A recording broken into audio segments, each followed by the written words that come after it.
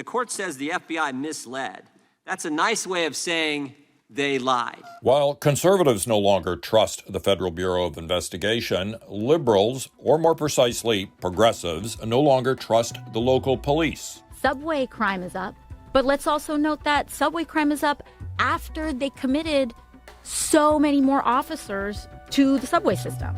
The tension between too much domestic security and too little runs back to the country's founding. And while court cases over civil liberties and communal safety can be intense, ultimately, you win some, you lose some. The system adjusts. The scale that's supposed to be equal. But what is going on now is different. Urban crime, routine killings, homelessness, parents shouting at school boards, and images of an FBI raid on a former president's home.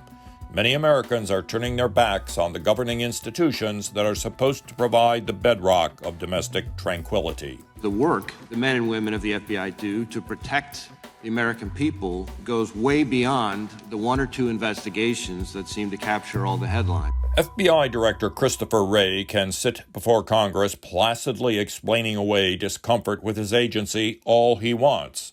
But a recent NBC poll has Republican support for his department at an abysmal 17%. It's a public health issue. Completely. We've had gun violence everywhere, even at my work. You can hear the shots sometimes.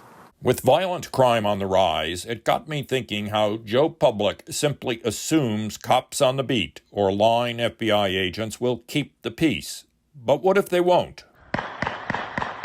Our officers were out there performing their duties, investigating what we would say was a routine traffic accident.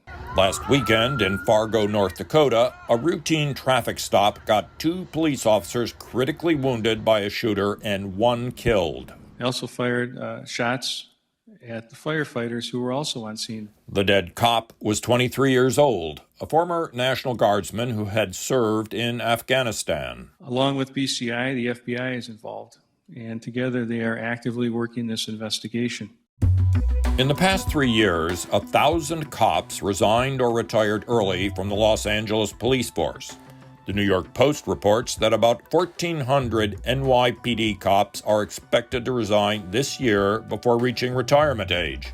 And the picture in our governing capital is no different. Since the beginning of 2020, the MPD has lost 1,194 officers, 1/3 of the department.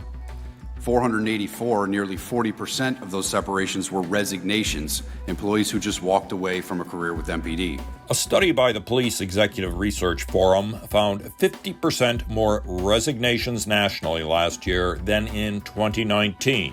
And the knock-on effect? Over the past 6 years of plummeting numbers of police, homicides have increased 75%, armed carjackings have increased 227%, armed robberies have increased 46%, and most tragic and alarming is that last year alone, the juvenile homicide rate doubled.